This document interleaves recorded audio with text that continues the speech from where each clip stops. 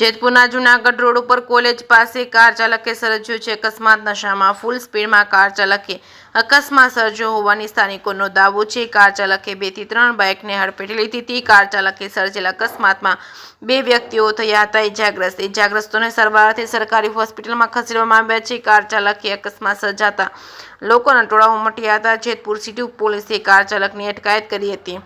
જેકેએસની ગુજરાતી સાથે રાકેશ પીઠડિયા, જેતપુર। આ લોકો એમની લોકો એવું કહે છે કે તમે નશો કરેલો હે? નશો નથી કર્યો તો તમે ઊભા કેમ નથી રહેતા? એમ લોકો પૂછે હો, હું નથી પૂછતો। હે એવું છે? હા, મારી માફી નહીં, આ લોકો અત્યારે કેટલા હેરાન થાય છે જો દિનેશભાઈ। તમે નશો કર્યો છે લોકો એવું પૂછે છે